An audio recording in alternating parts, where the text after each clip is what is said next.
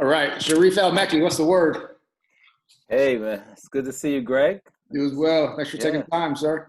no, absolute pleasure. You coming from Philly today? Man, Philly today and all day until this is all over. As my little cousin says, I ain't going nowhere. I So like it, man. Philly does. I don't know if I ever told you this, but in college, everybody goes abroad and does their off-campus abroad programs. So people go to Spain and Italy and stuff. My abroad experience was in Philadelphia, so I went it's from only Cleveland. right. Yeah, I went from Cleveland, Ohio, to Philly, which people still make fun of me for. But to your point, like Philly, like attracts you. Like once you get in, man, it's like it's a beautiful city. And we were at the Philadelphia Center, so we had adjunct professors from like Temple and a few other schools, Yeah, yeah. and so they got to bake us into the city. And that's I got introduced to Strawberry Mansion and Teach for Mm, America through the mm, Philadelphia Center. cool, cool, cool. Good But stuff. Small world. You hadn't shared that, so that's Philly is a that's good really space. cool. But, sorry, it's not about me. Square Pizza Pod is about you. So let me stop being selfish and talking about me.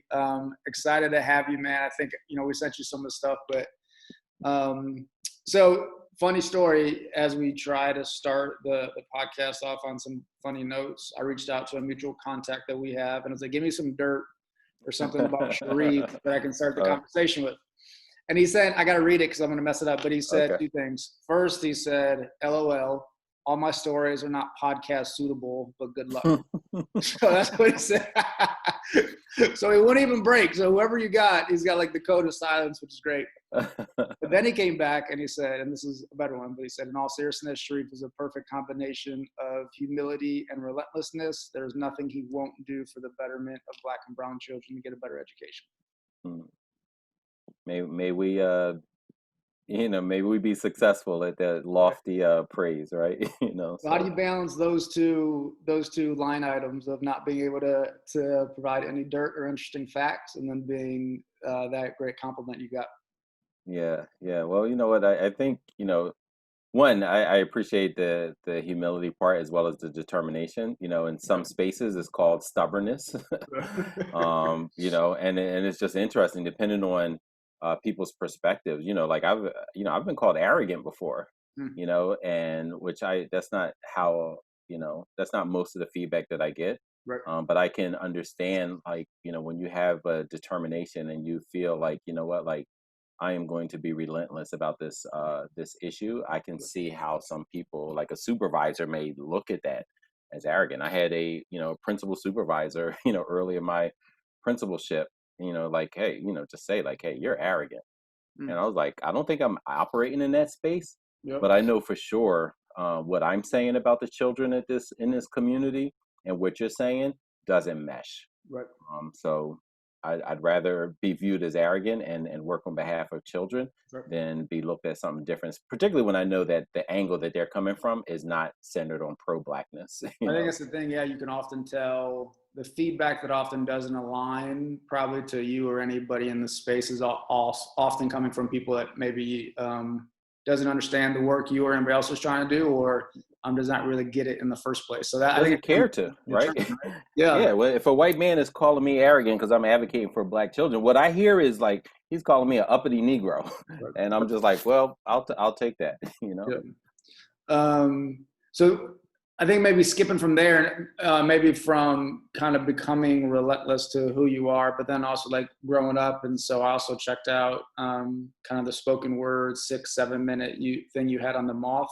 Oh yeah, the Link moth, to afros, what was it? Afros, Afros, boxers, and boxers, handcuffs. handcuffs, and Yeah, guns. yeah, Talk about a title, man. yeah, yeah, yeah. um, That's it. talk about like a hook at the opening of a lesson plan. But I think that was, like I said, we've got to work with you a little bit, but just that first 6 7 minutes was so packed in with so much historical context on you, where you grew up, and who and what made you, I think, who you are today. You want to just tell the people a little bit more about that? Sure, sure. So that moth podcast was basically centered. We had the opportunity to do something, and this was like right at the beginning. I wasn't really sharing that story much. Yep. I've even had colleagues in the school say, like, that's part of your why. Is I was like, yeah, it's deeply part of my why, but I wasn't really sharing it. They really encouraged, like, that was important for the people that I led to understand and know. And so, I was grateful to have been included in that. But it's basically this idea of growing up as the son of two Black Panther Party members, as well as the cousin of two additional ones. So my father had two two maternal cousins, who were also in the Black Panther Party, and so that was the cocoon or ecosystem that we were raised in, and educated in. And so, but I also gave the story of, I remember being in elementary school and my mother sharing a story and a picture. And she had shared the story multiple times, but then the picture, I remember where was Frank Rizzo, who was the racist police department chief. And he was so racist, he got a promotion by the constituents of Philadelphia. They promoted him to mayor. One of the quickest ways for a promotion is to oppress Black people well. You do it well, you get a promotion in many corners of America. So he went from police chief that was known to be a rabid racist, talking about militarization of the police force. He once said that we got enough weapons to invade Cuba, and if he could have, he would have. Like, that was his mindset of This is thinking. what, 60s, 70s? When was this? Yeah, yes. Both? 60s, 70s, yeah, both. But anyway, there's a picture, and actually, my father once saw it in the documentary "I'm Not Your Negro." And he's just sitting there, and they flashed this image of him and some of his Black Panther Party members, comrades, and friends who were arrested and made to strip. And this was something, it wasn't new. Like Frank Rizzo's force, they were known to make Black men strip in the streets, and this was not unique to him, but he was, he definitely championed it in a pretty, public way. Right. As a matter of fact, when he went to raid the West Philadelphia Black Panther Party, headquarters off on Wallace Street, he called the reporters beforehand, so that they could be there. And this was an image that was on the front page of the newspaper, and so this was specifically used to try to humiliate these Panthers and scare and warn other members of the Black Panther Party. Hey, if you're uppity, or if you resist white supremacy, or what my mother calls white savagery, then this is what we're going to do to you. Counter to that, the community really rallied around these members. But anyway, these men, these Black men, were in their boxers. Many of them had afros, and they were, you saw police officers with guns, in the image. And they were in their boxers. And so when I was one of the things I said during the month is like, I knew at this young kid, I was like, oh, when I grow up, I'm going to have an afro. Right. And I'm gonna wear boxers, because that's what revolutionaries wear. Like that's what I saw them as. So counter to me being the son of this man of well, I call Abu, but Hamid. Counter to like me saying, oh my gosh, that's scary. Oh my gosh, suppose that that's the the consequence of standing up for my people. I was emboldened, like, oh, I'm always going to stand up for my people, because that's what revolutionaries do. Right. So I've always been, when I was younger, I used to say like, oh, I wish, Dad, Mom, I wish I was not your child. I wish I was like your peer, your colleague, your sibling, and then later on them. And what would they tell you? They told you that your time was coming? Your time was coming. Like, this is everybody's born for a reason. Everybody's born for a time, and that your time. And at that time I couldn't figure that out. Like, what could be better than fighting during the 60s and 70s, and I see it. Education is a key part. That's right. Of the work that we need to do. And I think, just from tracking you and stalking you on social media, it seems like you've used so much of that through a number of things, which we'll talk about, but also like maybe one of the best things, or maybe not, you tell me, but around the 8 Black Hands podcast and some of the work you guys are doing, fighting, but voicing and speaking truth to power through that platform. So perhaps for the 2 people in the world that don't know about that podcast, why don't you tell them about that so they can also check it out after they check out this episode? Yeah, no, please check us out. I think we're closing in on our 80th episode, and had no idea it was going to, reach these type of numbers. Every Sunday, right? Every Sunday, 9 p.m. Eastern. The 4 of us, Chris Stewart out in Minnesota, Dr. Charles Cole between Chicago and Oakland, like where he grew up, Yep. and my man Raymond Ingram, Ray, is up in New York, and we, this started off as us meeting. Chris really connected all of us. Okay. He was at Ed Post, and sometimes would respond to our different writings, and sometimes Ed Post would, feature it. And what we really tried to do was we started having conversations. We ended up in these spaces where we would have conversations. People would kind of listen in and weigh in. And I distinctly remember one time we were at a educational conference, and we were sitting in the lobby talking, and people just started like kind of pulling up chairs and things like that. And so it was interesting. Somebody said, "Oh, this should be an audience should hear this and engage with these conversations." Yep. Things that Black men may talk about at their dining room table or in their offices, and like what would just Black fathers and Black community members and Black educators, what are some of the topics that they talk about that others would say, like, what, I don't know if it's safe for me to say this. I don't know if I can push back.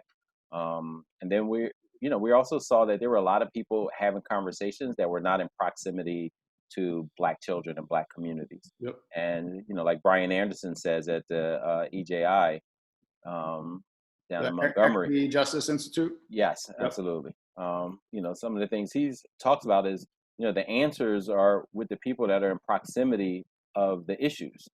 Amen. Right. Yep. And so too often it's whether it's the ivory tower or the ebony tower, people are pontificating about this needs to happen, what needs to happen. Many of them have not had the experiences, that we've shared as far as attending schools and working in and adjacent to schools. And so we started having conversations on the phone, and this led to us saying, like, hey, suppose we record it and put it out there and just see what the response is. And so that's what's been happening. And again, it's up to almost 80 episodes, which I was just like, wow, that's, it's been great to be. We didn't start off consistently, but we've gotten better into the rhythm of planning and scheduling and so on and so forth. And so I'm excited. Those brothers are doing a lot of work outside of 8 Black Hands, and so it's really cool to come together, almost like this Black Voltron, like we come together and create this thing. That's how I look at it. I'm seeing a new image for the cover art, the actual Black Voltron as the cover art. Yeah, we need that. So then also tell the people like why it's called the 8 Black Hands, besides there being 4 Black men leading it, but I think the tagline is ingenious as well. Yeah. So there's a lot of the youth were talking about, when things happen, people catch these hands, they're like, oh, you're disrespectful, you can catch these hands, like that's what they talk about, basically catch these hands in your gut and on your chin. And so that was part of the saying that, if you get in the way of liberation of the 8 million Black children, you can expect to catch these 8 Black hands, so. I think it's great. Yeah. And also maybe on the same lighthearted lines, but like Charles and Ray, I don't know either one of those gentlemen, but they seem great. There appears to be some East Coast, West Coast beef when one is hosting and the other is not. You and Chris seem to keep everything calm and copacetic, but whenever they go back and forth, they always got some heat for each other. They do. Give us the inside scoop. Is it played up? Is that scripted? Or is it just no. Talk to us about what that's about. It's interesting. Like from afar, it may look like they actually have beef, but between the 4 of us, they actually talk almost every day. Okay. So it's a genuine brotherhood, but it's also the brotherhood like, yo, you stepping on my toes. Oh no, dude, what are you doing? Get out of my way. So is that, but it's also deep love. Like they consistently talk. Yeah. If not every day, several times a week. Yep. We'll know that because just, they'll come together like, hey, we're thinking about this. Like, when did y'all even talk? Oh, like, we were talking this morning. Last one. Yeah, exactly. And I think it's also, generational. Chris and I are older than the other 2 right. as well. So, it's I think that's what part of what brings flavor to the podcast is the 4 distinct personalities, the different outlooks, the different political ideology, but we can also unite around the 8 million Black children, and our love for them and our passion for their protection and their success. And that's, I think that's part of the beauty and what makes it fun for me is because, sometimes I tell them, I'm like, literally, you just said something. I'm sitting here Googling it during the podcast. I'm like, I don't know that person, it's Yeah, yeah. some newfangled hip hop artist that I'm not down with, Right. So I'm just like, yo, KRS-One and Chuck D, they done said everything that needs That's to be all it needs. said. All these young folks coming up. But I appreciate that. I learned a lot, and they exposed me to different, different perspectives and different things. So, Yeah, and I mean, in a seriousness note, like it's great and valuable and needed for so many reasons. I think we and I, and from like whatever hat I'm wearing that day, try our best to support it and spread the word about it.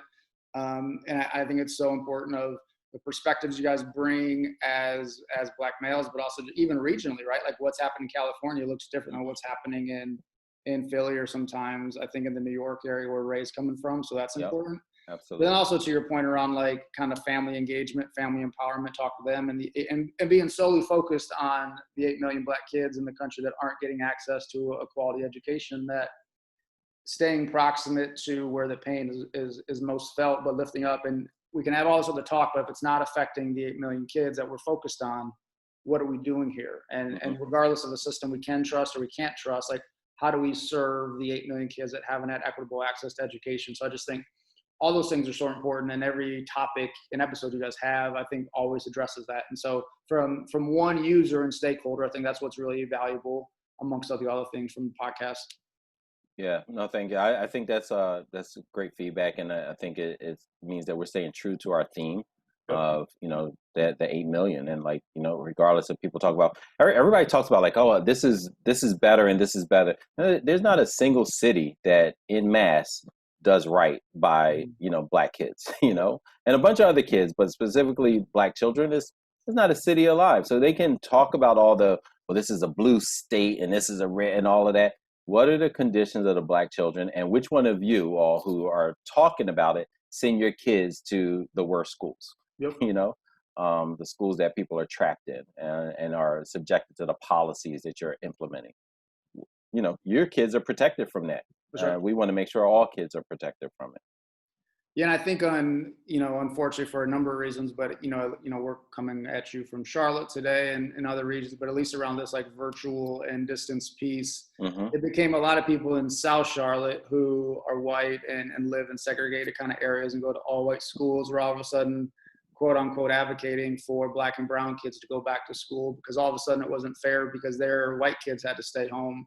But never once have they ever advocated for any other their children besides when their pain was affected by their kids being had to stay home. And so like you kind of have like this weird advocacy now that's not even well intentioned, but just using as a scapegoat to look after their kids, but not the kids that need it the most. Oh, listen, Malcolm X used to say back in the day that the Black community is a political ploy and toy for between conservatives and liberals. He said it's really a matter of like, what do you want to be eaten by, the wolf or the fox? Yep. And so often that it's not about you. It's not about being pro-Black or pro-immigrant or pro any of these kind of things. It's really can we use this circumstance to improve, our situation? Yep. And it's not just them. It's their allies who may identify as people of color. There's and I've shared this quote before, that some people don't want to end white supremacy. They just want to improve their position within it.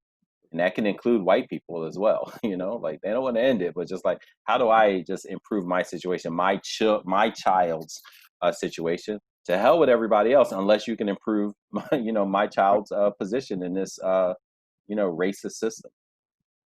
And I think like going back to the podcast, but then also like one thing I love about it, and then like a loaded question I'll purposely ask you, but is that you guys will give it to anybody, white people, Black people, male, women, if they're not for kids, if they're not for the 8 million kids you're focused on, you guys don't hold back on any of your beliefs or your criticism or your feedback. I think with that, and then also with with you earlier saying that whether it's a district led by a white person or a Black person or anything else, there's not a lot of cities that are like crushing the game to ensure Black kids have a great access to education. So I guess the loaded part of that question is like, what's the 1 to 2 things to change that, to make that happen? Is it giving money directly to the family so the pure pupil money follows them? It's eradicating white supremacy. Like what are the, and I know it's nuanced in a loaded question, but like, in your mind when you get up and Yeah. go to work every day? Like, what are those 1 to 2 things that will really change what we're not seeing across the country today? Yeah, I think people are saying it, but just in you'll see pockets of it, right? Like, and again, it's not the consistency. But I think one is accountability. Mm. People don't want to be accountable for Black student outcomes. People don't want to be accountable for things that they may have the strings to address, and none of it's going to be easy because these things are so deeply entrenched into the, not only the psyche but the institutions of America, Yep. right? And so I think sometimes the accountability, there are people who benefit from the status quo, Mm-hmm. right? And whatever position they're in, whether they are a classroom assistant, whether they're a bus driver, whether they're a superintendent, whether they're a school board member, there are things that, to reimagine too radically, they look at it as like, this is messing up what's going on. And, as Dr. King would say, we don't have the patience, to do that. We should have an urgency of now where they're like, hey, let's wait. Telling Black people to wait is basically cursing at them, because it's subjecting them to, while I move ahead, while the wealth gap increases, while neighborhoods become more segregated, while some neighborhoods get underfunded, the Blacker they are, Mm-hmm. you're telling these communities to wait. And the question is, how many generations? Just let me know on the front end. Don't just tell me to wait. Just tell me, how many generations should I wait for? Yeah. Yeah. And for me, it's 0. But for some people, if they actually, the way they describe it, it may be 5, 10 generations, because they want to piecemeal things, while they will do something radical, so to speak, which I don't think is radical, but, secede in their community from the district, right? To make sure that it doesn't get too integrated. You have suburbs that are saying like, oh, we don't want to be part of this county anymore because you're talking about integration, or you're talking about changing the funding system. Wow. Like, to me, that's radical, right? But they're totally comfortable doing it. Right. But if I say something like, or, people advocates say, hey, change the funding system for this entire region, they're like, oh, no, we can't do that. Right. Like, you're willing to make an entirely new town or city, but you don't want to play with line items on Excel budget and plan differently. Yep. To me, that's just ridiculous.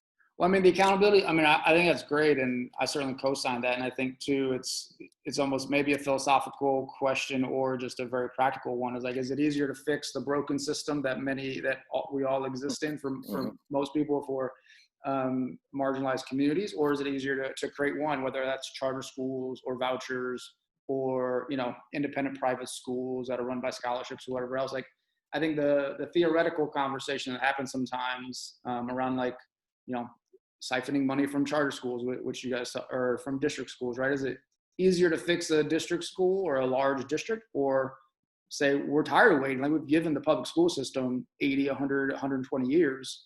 Like, maybe this is enough. Maybe it's time to do something else. Yeah, I'm all for about continuing the march forward, not just planting something now. So I would say 2 things. One, I like the idea of doing multiple things at the same time. So you can pay attention to what's happening now and build and imagine some different avenue. And I think both deserve our our work and our attention. Yep.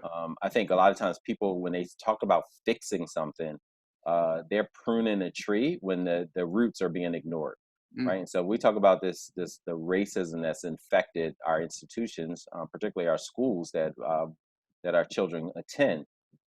Folks are happy to prune the branches, pull off a couple leaves, and then make a hashtag or make some kind of pronouncement sound like a rooster out there crowing about what they've done to advance the cause, and they've wholly ignored the roots because that would be too fundamental of a change, right? And the real work and the sustained work.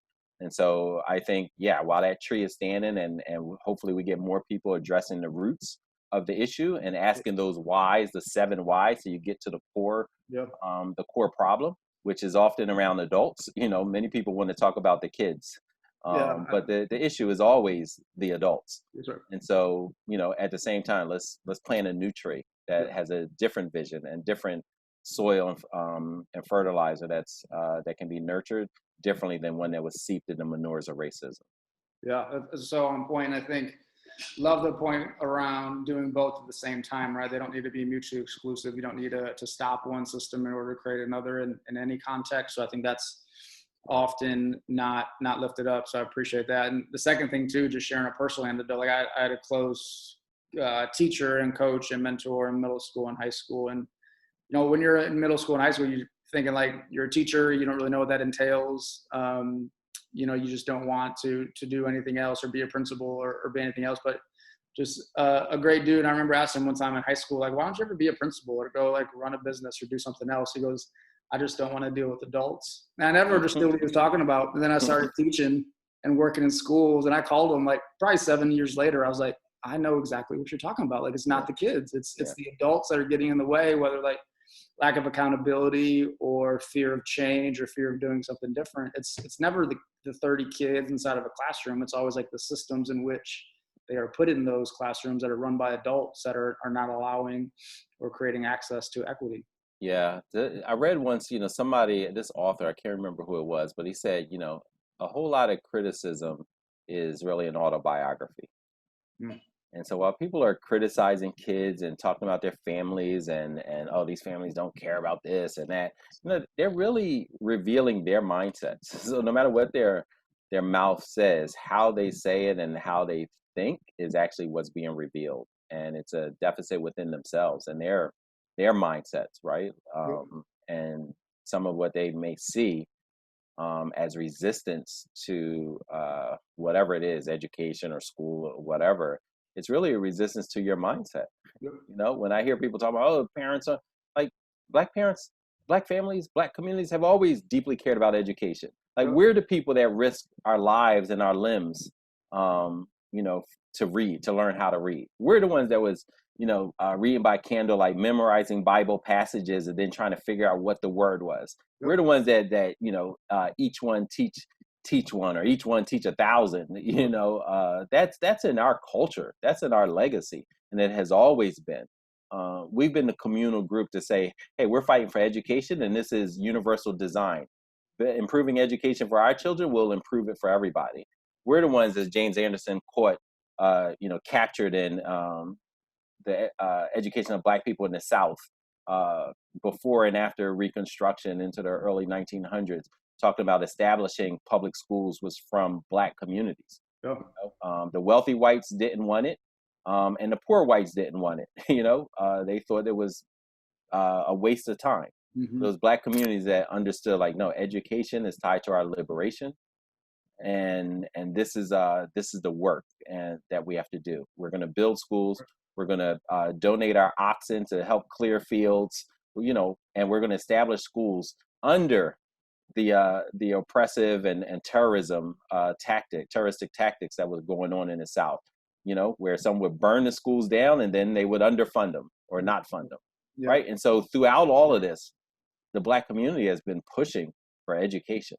So it is absolutely ridiculous for folks later on to come and say and not understand, like, there's a distrust between the system that's delivering education, but don't confuse that with us being opposed to education. I got a whole lot of things I need to healthily reject that you're offering. It's a matter of not only resistance, but maintaining my sanity and my children's sanity. So yeah, I'm going to reject a whole lot of that because it has been proven over and over again that you don't have our interest at heart.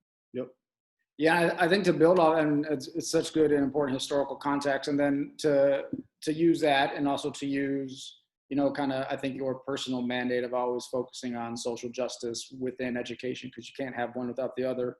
Then also coupling, like, I think the troubles or resistance or the lack of willingness to change from anybody within kind of the system. And then you throw COVID into the mix, right? And so you're kind of looking at remote learning in a lot of cities, lack of internet access, and asking either teachers to change, a school district to change overnight, and particularly supporting the communities you and I are talking about that don't have access to equity education because of the current system. So how 10, maybe just 5 years from now, maybe 2 years from now, like, implications of COVID, how do we as a country or as a community respond to this in a better way? Yeah, I mean, I think one, just the technology infrastructure of this country, we should look at it the same way we'd be aghast if somebody, a town or children did not have access to running water or electricity. Like and we know, despite all of that, there are tons of folks in this country who actually suffer from that. Yep. Right. And so, one, we have to, as Dr. King said, right, that this idea of poverty, too many people think that it's happenstance when it's deliberately engineered. And so, one, it focuses on, years from now, I'm hoping, and I'm as Michael Kors says, pragmatic revolutionary. So I don't think it's going to happen necessarily in my lifetime, but darn it if we shouldn't pave the road so that people, who are taking the baton after us can run faster, right? Yep. The Freedom School model is called train your replacements. Mm. But, so one, this idea of technology and access to the internet, should be, just as pervasive as all the other utilities. It should just be a normal, natural thing that everybody has broadband connectivity, and it should be used, not just how we use it now, but imagining how it can be used. So much interventions can be used through technology, right? And so if we're talking about out of school time, how does tutoring look differently? Radically differently. After this. And then I think other things adjacent to schools, but impact, our children and our students as well as our educators. This whole idea, and I forget the exact term for it, where basic universal basic income, right? Like, that should be a part of which can support. And when I think of my principalship, we were a 7 to 12 school. Mm-hmm. And, one of our elementary feeder schools also became a turnaround school. So we're like, yes, this is going to be great. They'll have from kindergarten through 12th grade. Yep. What we realized was the amount of families who actually could be stable for those 6 years in elementary school was minuscule. Yeah. Because so many of them, they had to be transient because of the housing situations, right, or the employment situations. Right. And so, for our high school, while we had a higher retention, they had a lower, because if the parent has to move far, that child, it was harder for them to get there. So then the parent would have to transfer. Mm-hmm. Right. And so that continuation, these are all the unsaid, and unintended, well, I should say intended consequences. Right. But if for some families, the landlord raises rent by $100, that wipes some families out, and like, I have to move. Yeah, 100%. I think it's conversations we're already starting to have, but try to lift up too. And sharing your perspective on this is like, at least mostly North Carolina, a few other states we're working in, started remote, like October, November. If cases go down, we'll go back to quote unquote normal, and kids go back. And then like, that's, to them, that's the goal. And then once things get back to normal, then like, we're straight, like COVID's past us. Mm-hmm. Like so we're beginning to have this conversation, like, wait a minute, like, that's not the goal. Like, if we go back to normal wasn't good for 8 million kids. And so normal was oppressive and horrific. Like, why are we just trying to go there and not take this as a lesson learned, either around race, around equity, around digital divide? But like, just curious, like, how we begin to even more so lift up the conversation. If we quote unquote go back into school buildings, it's not the finish line. Like, we may have, like, quote unquote got past COVID, but that we're not back to ensuring every kid has access to an equitable education at that point. Absolutely. And that's the scary part. Like, you hear it on multiple levels. You hear some districts or some state ed leaders saying, we want everybody to be innovative as they approach this. And in the next press conference, they're talking about, oh yeah, by the way, we're going to cut staff and cut the budgets. Right. But keep on innovating, right? So that's one, just totally disconnected to the realities of the day-to-day lives of the teachers and learners. Yep. And so that's one thing. And the secondly, it's this almost rush to return. I think it goes back to this nostalgia of oppression. People are talking about make America great again. You got a whole lot of folks who disagree with that, but talk about make America's schools great again. Like, they've never been great for our people. Right. And so why do we keep, longing for, before COVID, when things go? No, it was horrific then. Yep. The dropout rate, the illiteracy rates, the disconnection between the opportunity gap, all of these things just continue. And this is now exacerbated. And so what we have to also look at is, like, in the Black community, like during Reconstruction, during the Civil War, during all of these, times of turmoil, it was this idea, like even during chaos, advance, advance, advance. Right. Advance doesn't mean going backwards. So during this time of chaos and turmoil, how do we advance the causes of the students who have been oppressed the most and the longest? Advancing is forward. It ain't, grab the things that work, but it should be a whole lot of things that are discarded. And to do it in a practical way, like maybe going back to what you said earlier, is it just holding, and not just, but like one piece of that, or holding those people accountable, whether they're the principals or superintendents or the funders funding this type of work, is telling the story, lifting up, reminding them, but then holding them accountable, knowing that if things do go back to normal, they're not going to be better and not be advanced, is the way you said. Yeah, I mean, I think it's new collaborations. I think it's accountability. It's new collaborations. Like you've seen during COVID, where some cities are looking at the districts and like, hey, fix everything, feed the students, figure out the technology. Like, no, what is the city doing? What are the foundations doing? What are the universities doing? Why is a school district trying to, advocate, and negotiate Deliver broadband, deliver meals, worry about the health concern, like, you know what I mean? Not that we don't think about that as educators, but damn, it should be some kind of partners who are stepping up and stepping in. Yep. Right. And so when Fred Hampton, but everybody, talks about this, the theory of doing this, theory of doing that. Fred Hampton, from the Black Panther Party said, theory is great, but without practice, it ain't shit. Yeah. Right. And so that's where we end up in a lot. Like, what are the new ways that folks can collaborate around this idea? What are the new ways, where we can engage college students to be tutors, and not just during COVID, but how can this, there's so many teacher colleges where they say, oh, your student teaching experience is the last semester of your senior year. Suppose they start thinking about like, oh no, we can do this very differently in exposure. And if you're in the College of Education, or you're even thinking about being an activist or an educator, hey, you're going to do some work in social workers field. You're going to do work in rec centers and communities. You're going to find ways as a dean to ensure that students that come through your program their mindsets are addressed, that you're not sending folks to schools with negative mindsets or anti-Black thoughts and actions, right? Like you're thinking about what are the competencies, so like at the Center for Black Educator Development, we have these competencies that we say, any teacher, effective teacher, you need to have these. If you don't have these, and we're going to be all over the continuum, right? And it's not linear. You're going to move up some and some move down, but this isn't built in as part of your reflective practices, and the chances of you being successful with our children is nil to none. Right. Right. Yeah, I mean, it's such a good point, and still, I mean, so many spiraling themes throughout, but just around like more innovative collaborations that hopefully funders will fund, and others. But one city in particular that I may be sitting in right now, the county funds the schools, the city does not.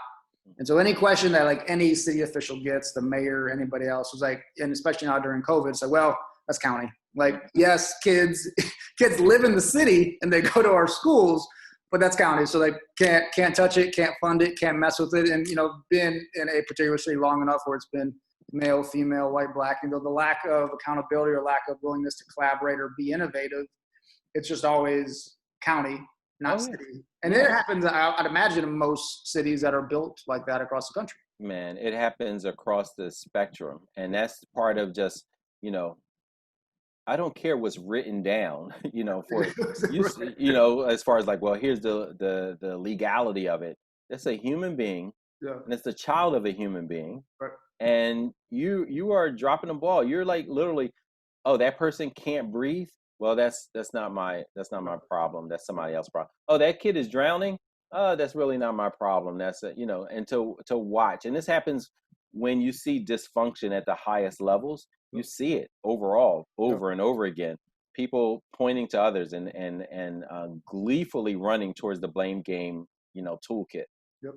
Instead of saying like, okay, how do we do this differently? How do we all take collective responsibility?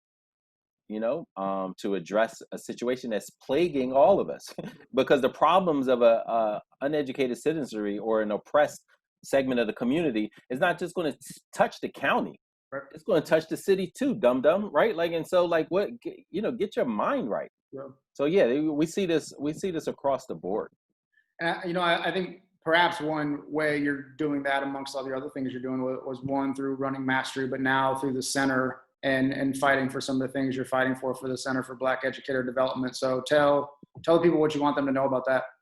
Yeah, so the Center for Black Educator Development, I only left the principalship because I loved being a principal, particularly at I was a principal for 16 years across 2 schools, the last 11 at Shoemaker, which I loved. And I only left there because I felt, someone told me once, like, there are things that are continuing to bother you, even while you're enjoying your work.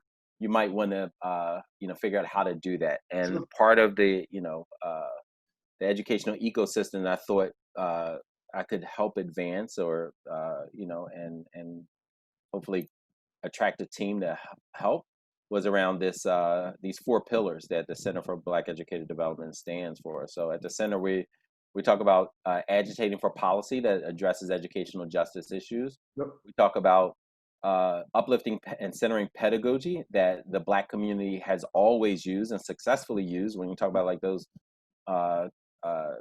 thousands of schools that the Black community did, and the 500 or so that were totally independent of state funding or city local funding that they built with their own pennies and muscle. So what are those pedagogies that's often, you go to teacher colleges, you hear about B.F. Skinner and Jung, and you don't hear about some of the Black teacher actions or the Black behavior theorists, right? Like, and what they did and what was their mindset. You don't hear that. You don't hear about Carter G. Woodson and how he taught and things like that, or Ida B. Wells, that she was a classroom teacher who was fired for advocating for Black children, right? And Mary McLeod Bethune and all those. Like, how did they build these schools? How were they teaching? What was it in these all Black spaces that people say, oh, Black kids can't learn all Black spaces? They were doing it, and they were doing it at high levels. So centering that and learning from that and using that as part of our, again, the next pillar is professional learning. Yep. We believe that folks, whether they are aspiring or current educators, and those who are adjacent to schools, need constant professional learning. We should all have coaching and reflection points and workshops that we are lead learners in whatever space we're leading from, whether it be a classroom or the school board. Yep. And then finally, the idea of pipeline. When I started the Fellowship Black Male Educators for Social Justice, it ended up being 17 men, and we were all approached to think about education after we had graduated college. Mm-hmm. When we, just spoke to our colleagues, we wanted to know, like, hey, that seems weird that we're just talking. We're like, wait a minute, I didn't think about education till here. This is my first conversation about education was here. We spoke to our colleagues, many of them white women. They said they remembered as early as 3rd grade being tapped on the shoulder and encouraged to consider teaching. Be a teacher, yeah. Right, and so that elementary school to college graduate. Yeah. So we wanted to deal with pipeline, and so we've been partnering with universities for dual enrollment, specifically with courses that would transfer and be accepted in the teacher college, and using the awesome work of the Freedom School pioneers and using it, implementing that as a teacher apprenticeship program. So adding some components of it, building on both what they've done and, from Philadelphia Freedom Schools to Mama Maria and Wright Edelman to Charlie Cobb at SNCC, to the liberation academies that Black Panther Party and other activists were creating in these independent Black institutions in the 70s and early 80s. So we are trying to, use that. So we got pipeline, professional learning, pedagogy, and policies. And these are the 4 pillars that we center our work on. And I know you're obviously based in Philly. I think some of the work is originated in Philly. Will it stay in Philly until it's scaled there, or are you already in other states? Like, how should people listening be thinking about how to engage with you all? Yeah, no, we have contracts across the country to work, particularly, with professional learning. And workshops and seminars. When we had our Freedom Schools this past summer, it was virtual. Yep. And we had, we focus on elementary school students, and high school and college students are working with them, particularly around literacy. Yep. And, they get trained as teacher apprenticeship. Unfortunately, some of them said, hey, I'm a junior in college and I learned more about teaching over this summer than I did in my previous 3 years of college. And I'm an ed major, Oh, which yeah. is scary. You know, it made us feel good that we were doing something productive, but it's also really alarming. What's happening? We had a student as far as California where the mother said, hey, you know what? My child is up at 5:30 in the morning, so they can start. We had an 8:30 start. We're like, we sure you want your child? She said, listen, Did it? yeah, Yeah. my child is up, so this is perfect. So we became national, because of that. But we were already thinking of the professional learning because we were providing workshops for educators and those who are adjacent to educators, and people were saying, hey, we'd like access Yep. to these workshops. And so originally we were thinking, oh, throw a camera in the corner and just record it. But then talking to a friend, Chad Williamson, who worked on the Black Boys film that Shoemaker was featured in, Yeah.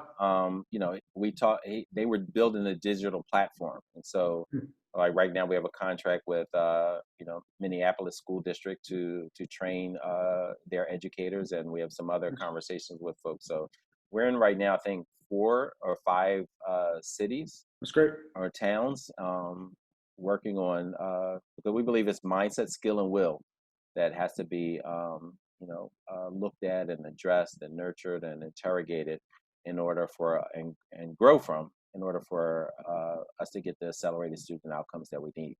That's great. So glad to know that the reach is happening already outside of Philly. And you mentioned the Black Boys film, and know we're running close on time, but tell us quickly, like, what it is, how we can check it out, and you and Mastery's involvement in that film.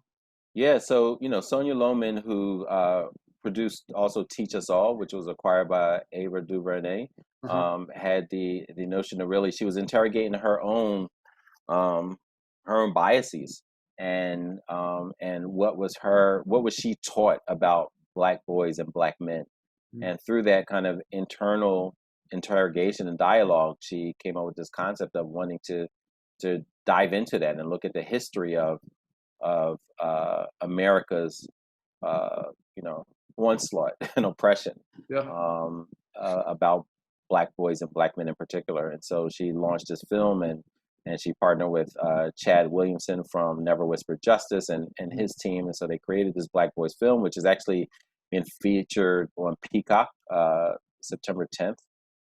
So today it'll be today. Oh, yeah. Good timing. It's airing. There we go. Yep, airing today. And so, but what it is it's the idea of, like, what's the full humanity of Black boys and Black men. And someone once said that you can't prove humanity. You can defend it. Like, it's nothing that needs proof. Right. I don't need to prove that I'm a human being. Yeah. I may have to defend it.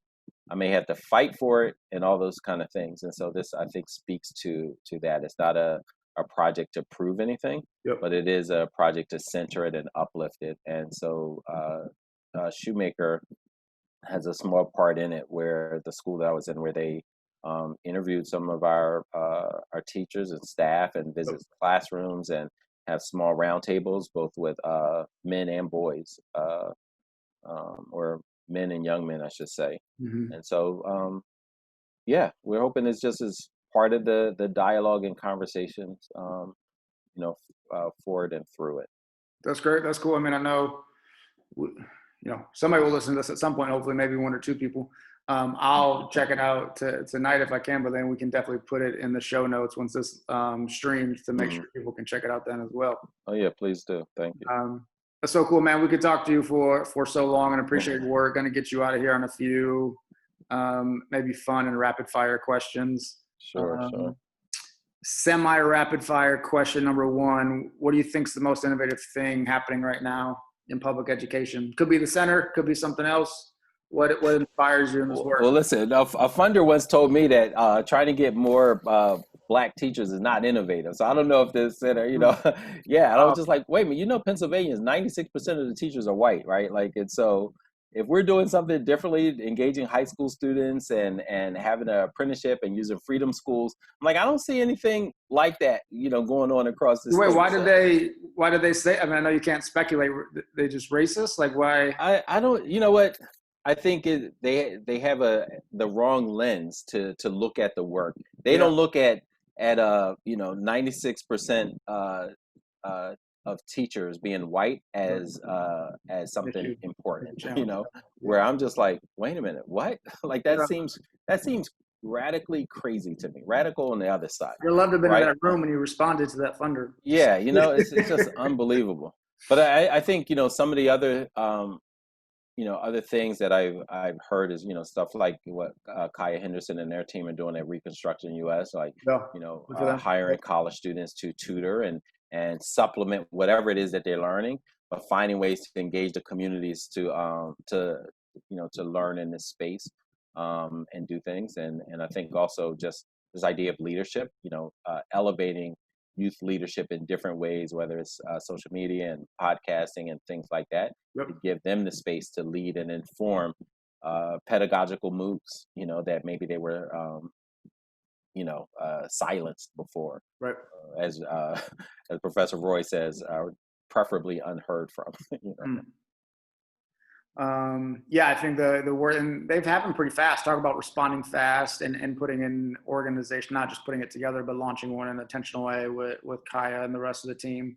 Yeah, I mean, and some of the innovation is going to be returning to the past, right? And so this idea of independent schools, I think some of the work, I'm working with a group that's like, hey, what about the essential workers who have young school age kids and they Yeah, have good to point. they don't have the privilege and the position to work from home, and they have to go to work. Like, what do, right? And so there are groups who are starting to collaborate to create spaces and say like, okay, following the guidelines, how do we have in-person support for community members who can't stay home Yeah, that's a great point. and do that, right? Like, so while that's innovative, it's also just reaching back from the past and saying like, how do we create these? The elementary school I went to, Nidam Musasa, with just the amazing work they did, that started in one of the founders' basements, Mm. and grew into a K-6 institution. Right. So I think we're gonna, learn from the past. That whole Sankofa idea in West African culture, Yeah. look backwards in order to move forward. So I think some of the innovation is really respecting and honoring the work of the past and morphing it into what we need for the future. Well, giving power not back to families, but creating more pathways for them to have power, to create schools, to create change, and advocate for what they know to be true because they see it every day. Listen, I mean, you're talking about innovation. James Baldwin said teaching a black student is a revolutionary act. I would just add the word teaching them well is a revolutionary act. And Sure. so that right there, if it's revolutionary, it's innovative, because as we started off the conversation, ain't too many folks doing it well, Yeah. right? And Yeah. so any advancement in that space, which is going to be super hard to do, in the pandemic, Yeah. but That's real. I don't believe for one second that it can't be done. Right. I think it very well can be done. That's right. Yeah, we know that. Many of the wealthiest schools and districts were already doing technology infused teaching, with one-on-ones and flipped classrooms and all, and tours of this place and that place virtually. I remember years ago, 15 years ago, my students were doing, uh, like distance virtual conferencing with NASA scientists. They Wow. were doing that 15. We were in NES school, National NASA Explorer School. Hmm. So we got a grant to have the technology. I'm literally talking about 15, 16 years ago. Yeah. And Well, I so, think Chris talks about it too on the podcast, right? What is it, Summit? His tour to Summit when he went out there to see mhm, them with like their individualized instruction and the kids walking around with iPads. And, for those that know Summit, a pretty progressive charter school built on personalized learning. mhm, But I think largely serving minority and under-resourced communities to yeah, give them access to that type of education. exactly, Yep. exactly. Um, so perhaps not the most important question, but hopefully still a fun one. What does square pizza remind you of? Like actual square pizza? Yeah, man, take it for what Yeah. it's worth. Well, actually square pizza actually reminds me of college, because Okay. that's what we would, tended to grab. I don't know why, but it was just, I On think the we were go. just sick of the circles and said, get the square one, get the long rectangular one, and it reminds me of that, as well as, and the good times that I had. I went to a small state college, was not interested in being an educator. Yeah. Thought my path would be fighting for justice in the courtrooms. But once it was able to connect the dots with the help of some mentors of racial justice and social justice are deeply intertwined with educational justice, and finding space to do that. As well as my father. My father loves the tomato pies. Yeah, yeah, They yeah. tend to come in the square. So, anytime we break bread. Now that I'll always think about this conversation, and I'm sure he'll watch this and get a kick of it, because typically, they'll come to the house, or we'll go there, and they'll bring tomato pie, Tomato pie. There you go. and it's often the square. So yeah, I've find memories and Good. about square pizza. Did they serve it? I guess did you guys serve it at Shoemaker, or is it because we found out it's regionally? Because when we had Dr. Howard on the podcast, he's like, "What the hell are you talking about? They don't serve that in schools in Milwaukee." And we've had a few other people where I think it's not a common thing served in schools, which we thought it was. Yeah, no, our own bias, I guess, but turns out it's not as common as what we thought in public schools across the country. Yeah, no, I don't think so. I recall people ordering it, like if we had an event or things Yeah. like that, but not as a typical part of lunch meals. Every Friday, man, Square Pizza Day. Every Hey, Friday, we it went might have to down. I might have to send a text to our ops team at Shoe, like, hey, Shoe crew, what do you think about, It's so time. I mean, yeah, talk about staff and student culture and morale. You guarantee Square Pizza every Friday, you're straight. yeah. Well, you know what? We used to do the same thing with water ice and pretzels. I think it's There you always a go. regional it's always a regional thing. Yeah. Sharif, man, we appreciate you. Thanks for all you do. Thanks for who you are. And thanks for taking time today. No, thanks for inviting me, man. Appreciate it. And it's great to talk to you again. Yeah, Looking forward to the next collaboration. I appreciate it.